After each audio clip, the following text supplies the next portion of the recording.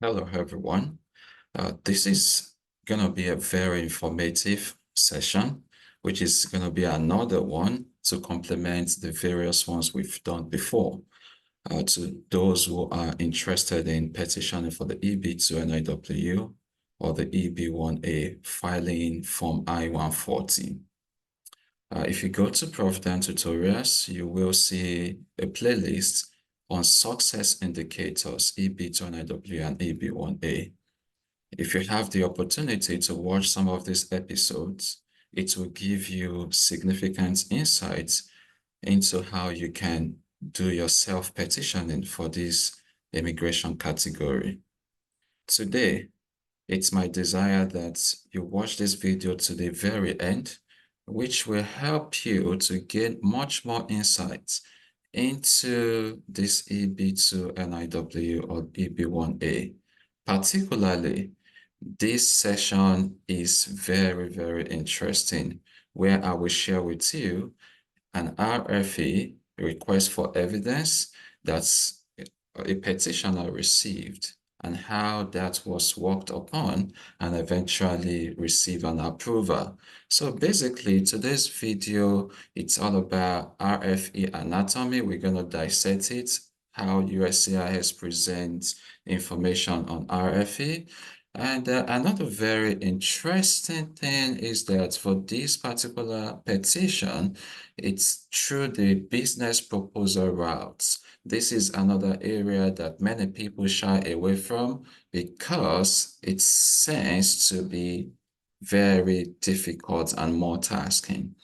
And the self-petitioner who received this approval only had a BSc, bachelor's, and many other things you are going to find out in the course of this presentation.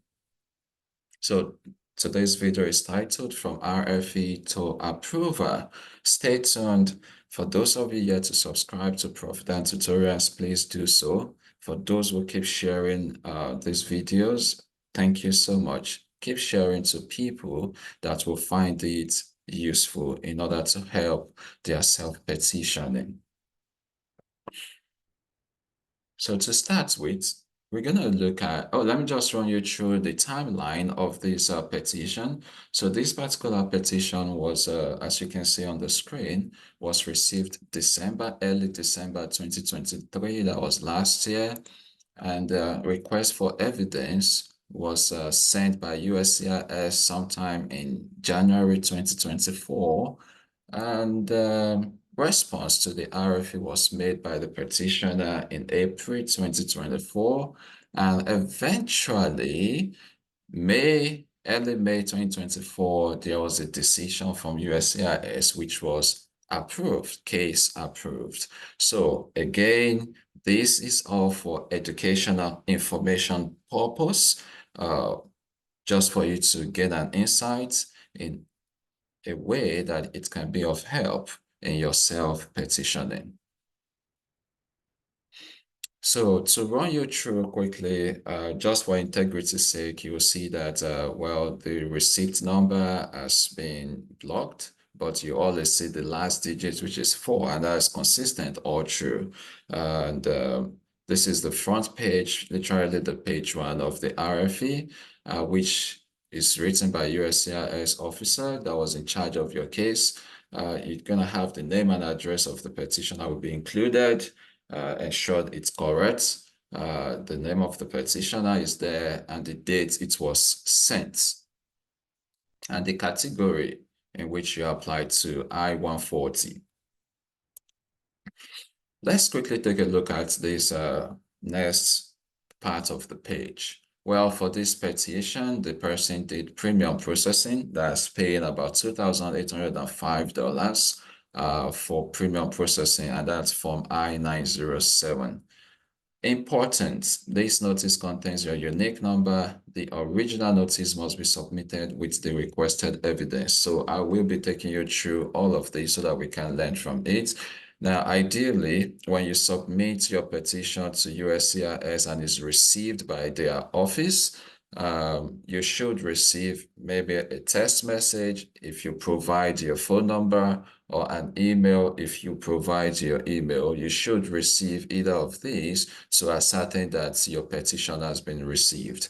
In that text message, in that email, there will be a receipt number. That receipt number is very important, and they will let you know in that conversation, in that message, I mean that you should expect a mail from them. That mail could vary. It could be about 1 week, 2 weeks, or 3 weeks time. We've seen people that it take almost 1 month before they receive the mail. So one thing, that receipt number you've gotten from either the email or text message, or eventually in the mail, is that you can use that to track your petition online using the USCIS case online status. And I've also had a video on that, on how you can go about that. It's pretty easy. Just put online USCIS case status. You will see the website, and you will be able to put your receipt number, and you will see any updates. So one of the good thing about that is that when you have received an RFE, as of maybe when you are expecting an approval or a denial, you already know that, oh, there is an RFE. Immediately, you won't receive the mail for the RFE. You have to wait for it. But now you already prepare your mind that there is an RFE. In that case status online, the details of the RFE will never be there. So you will receive a mail. It could take about 7 pages. The maximum we have seen is about 11 or 12 pages of RFE. So this RFE is special for your petition that you've submitted. I have to address what is being pointed out if you so desire. So what I'm showing you at the moment is some of the content of an RFE. Importantly, here it says your response must be received in this office by, so a specific date is given to you. Your petition must be submitted on or before that date.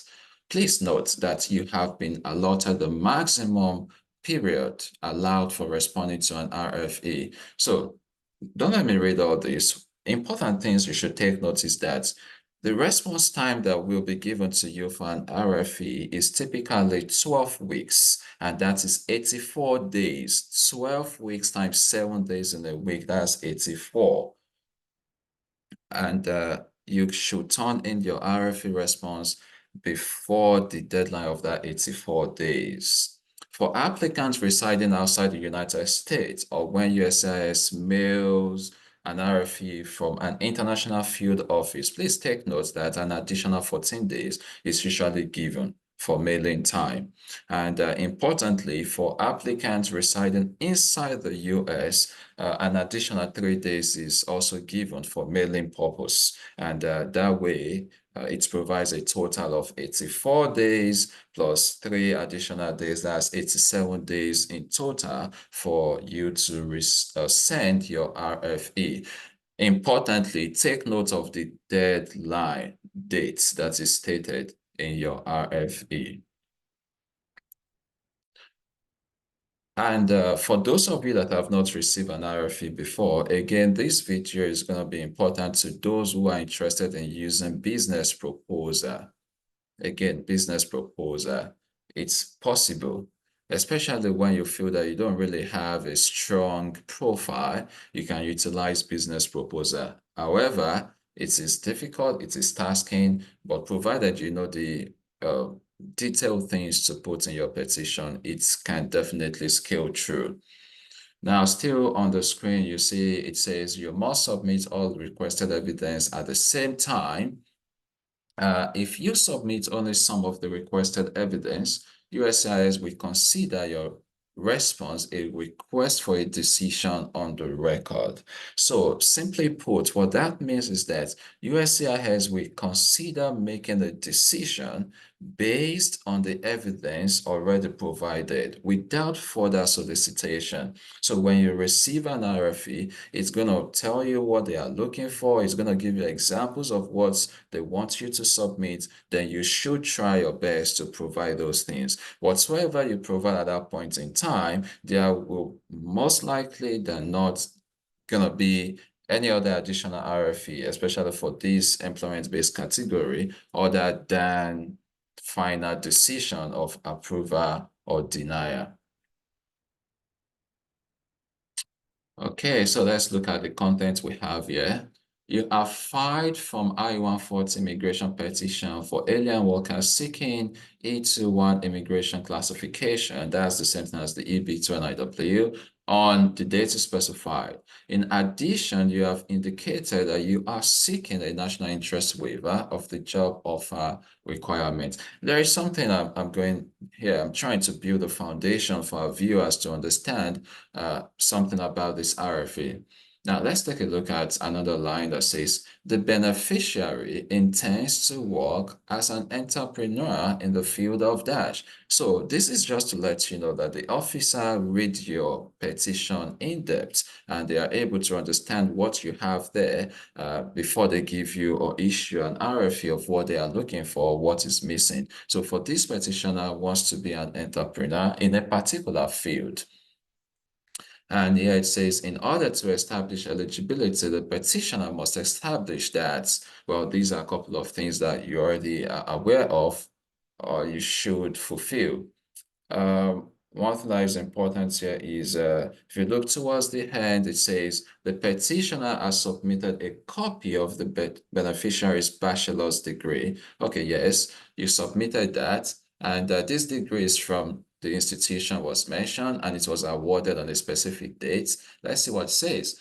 The petitioner also submitted a credential evaluation and authentication report from World Educational Services, which states the beneficiary has a US equivalency of a bachelor's degree. So all of these are to let you, the petitioner know that, yes, you did have a bachelor's degree, and from all the evidence you submitted, your certificate, your transcripts, and even WES, that is the World Educational Service equivalency. There are other agencies that does equivalency. It shows that your bachelor's degree is actually equivalent to that of the US. So that is established. And look further, it says, the bachelor degree demonstrates that the petitioner received a foreign equivalent degree to a US.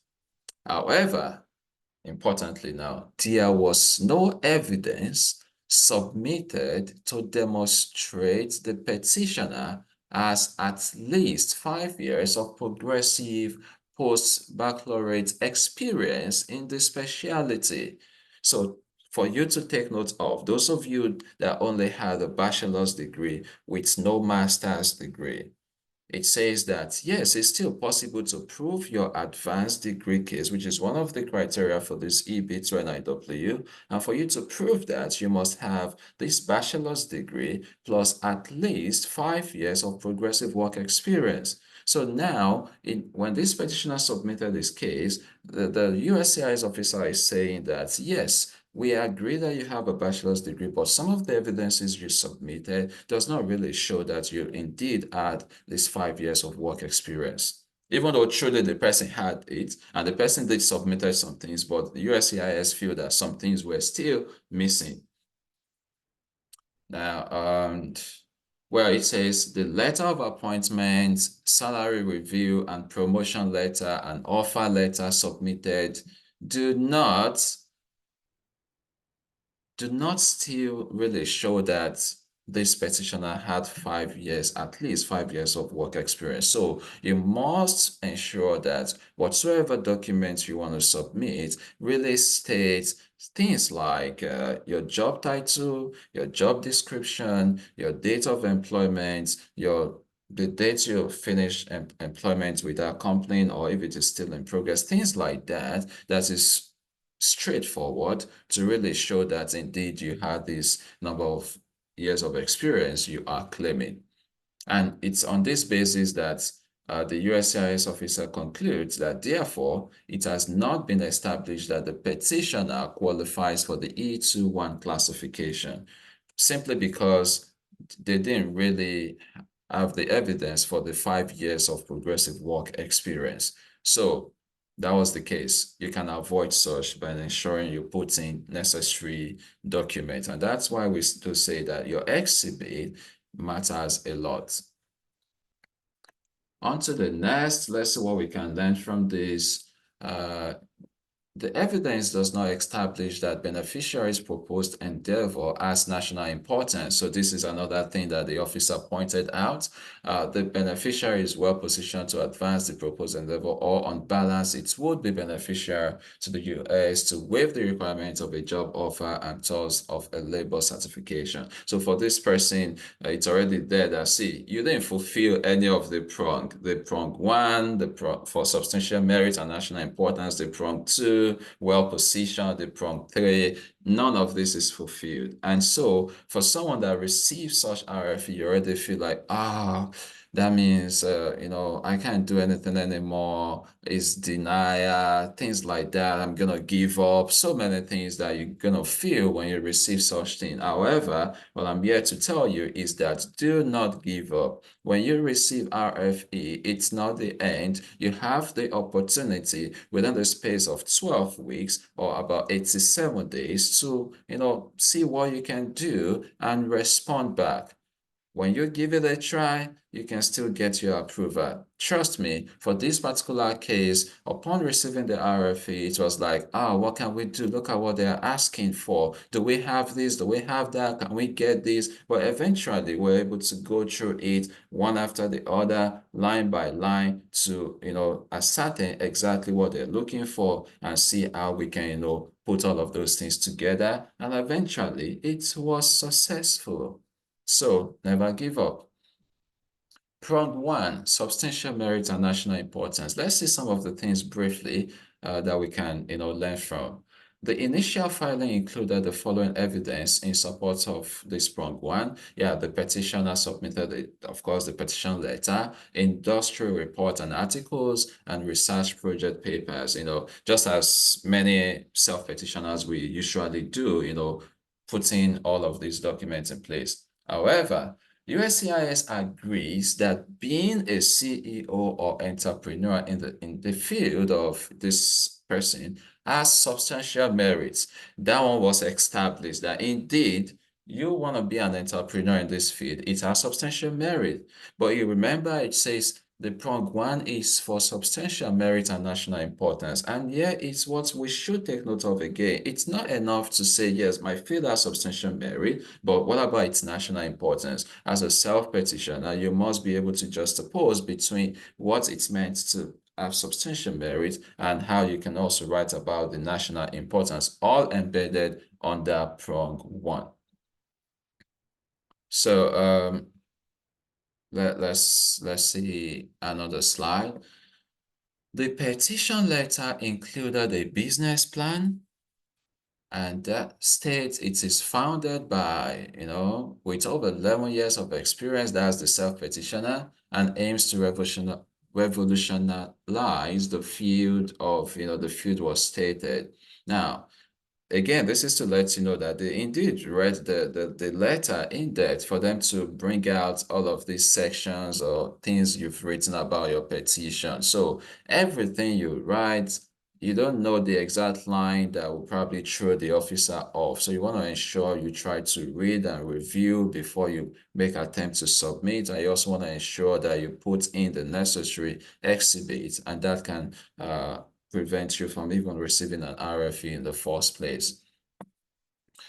The petition letter discusses the industry. Yeah, remember, this is a business plan that was submitted, and the officer is saying that, yes, the letter you've written actually discuss about the industry, the market, and the beneficiary's background. However, it does not include some other things. Now, the petitioner did not include evidence to corroborate the claims made in the business plan.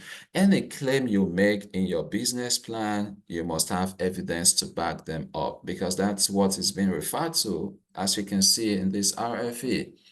The business plan states that the startup costs will consist of about some dollars provided by equity financing and business loans.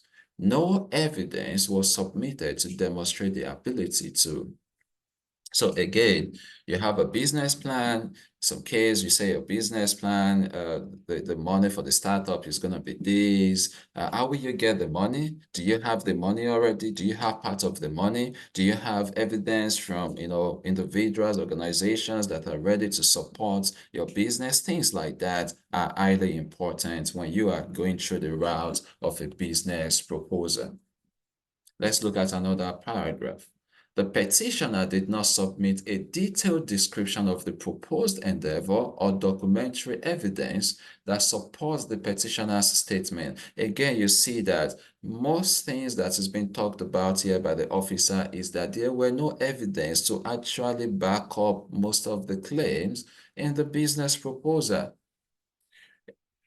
Reading further, when the evidence is silent about the details of the proposed endeavor, is vague rather than specific or describes the field, USCIS cannot meaningfully discuss the endeavor. So you must be precise in whatever you write, even in your business proposal. The petitioner did not submit documentary evidence to establish the petitioner's endeavor as an entrepreneur meets national importance. The petitioner has not provided sufficient information or evidence regarding any projected US attributable to his future work. He has not shown the benefits to the regional or national economy resulting from his enterprise. All these are a couple of things that are really, really important. And these are reasons why people do try to, do away with business proposal in their EB2 NIW or even in EB1A. So, but again, I'm here to tell you that it is still very possible and it's not difficult. If you have business ideas, you can reach out to us and honestly, we can be of help to you to provide guidance on how you can go about it. To me, I would say it's one of the easiest routes to even get in this EB2 NIW through the business proposal route. So there's a couple of other things. Please submit evidence to establish that the beneficiary's proposed endeavor has national importance. The evidence must demonstrate the endeavor's potential prospective impact. Now, the good thing about RFE is that USCIS officer in charge of your case will tell you what it is, will tell you what they are looking for, will tell you options available to you to submit back to them if you want to respond to the RFE. So all that make life easy for you. At least you have a direction of what they are interested in getting from you. So the same thing applies to prong 2, well positioned to advance proposed endeavor. There were a couple of things stated that, yes, you submitted all of this in your petition, all were listed by the officer. However, the second prong shifts the focus from the proposed endeavor to the foreign national. The evidence submitted does not support the statement that the petitioner will be able to make a significant contribution at this time, nor does not appear the petitioner is currently well positioned. When you see something like this, you feel like, what kind of petition have I written? And you want to give up. But guess what? Again, this person received approval later on. Okay, so again, the petitioner did not establish that he has the means or record of success to self-supported work. So that's one thing that's also very important about business proposal. What success have you had before? Take notes. Even if it's not in the exact field you are talking about as a proposed endeavor in your current petition, but do you have success of entrepreneurship in other areas of field? If you can talk about that, so it can strengthen your case that indeed this person is well positioned. It could be in the US or in your own country or from anywhere that you have had such a success. Okay, so let's read further. Um,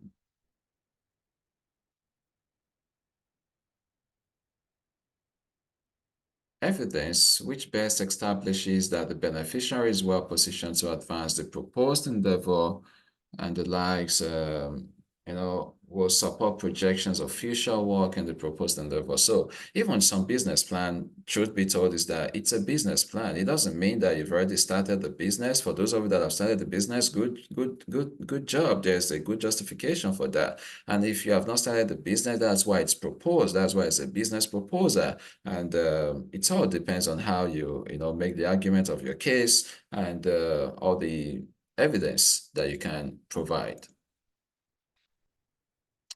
Let's see some of the things mentioned here. Don't let all this throw you off balance that, oh, maybe I can't receive something like this. But let's take a look at it. To show interest of potential customers, investors, or other relevant individuals, a petitioner may submit one or more pieces of evidence from the following non-exhaustive list. So this is to demonstrate to you some of the details that USCIS will give to you and what they are looking for. They said, well, we need letters from a government entity demonstrating its interest in the proposed endeavor. Maybe you could look at evidence that the beneficiary has received investment from US investors, evidence that the beneficiary has received awards or grants, evidence demonstrating how the beneficiary's work is being used by others, such as, different examples. So my advice, dissect them, take them one after the other, and begin to see, okay, think about it. Can I get this? Is there an alternative? Can I get this? If I can't get it, is there an alternative? Things like that. And before you know it, you will figure out that some of the things they're actually requesting for are things that you can get. Okay, so let's look at prompt 3. On balance, is it beneficial to the United States to waive the requirement of a job offer and towards a labor certification? I'm going to spend a little time on this because, again, many self-petitioners feel that once they've done the prong 1, which is the substantial merit and national importance, the prong 2, which is well-positioned, self-petitioners do have a misconception about this prong 3, thinking that, well, it doesn't carry weight, well, it's the same thing as prong 1 or prong 2. No, it's not the same thing. You must be able to fulfill this prong as well. If failure to do so, failing only prong 3, even if you pass prong 1 and prong 2, will still cost you a petition to receive RFE or denied. Let's look at what it says. The initial filing included the following evidence in support of prong 3, the petition letter, although, see what it says, the petitioner may be proposing an entrepreneurial endeavor that may lead him to being self-employed and therefore make it impractical for him to obtain a labor certification. This is just one of the many factors considered in determining whether it would be beneficial to the United States to waive the requirement of a job offer on his behalf.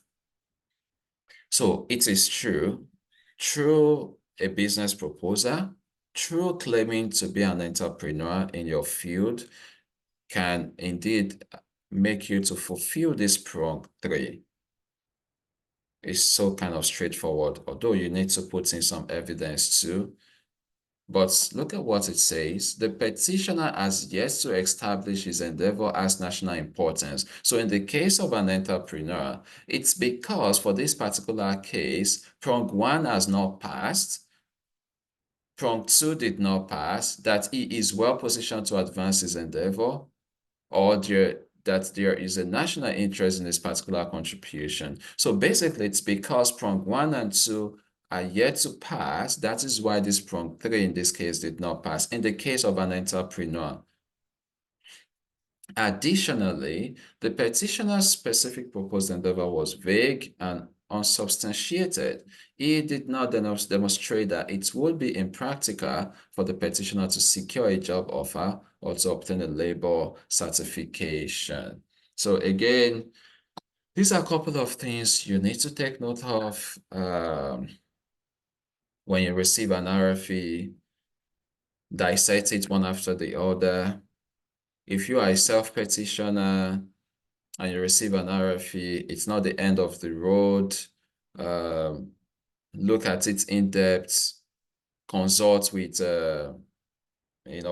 companies or people that can be of help to you. And you will figure out that it's possible that your petition can still scale through. And lastly, this is the end part of the RFE. The officer signs it, and the name of the officer is there, and the officer ID number is also there.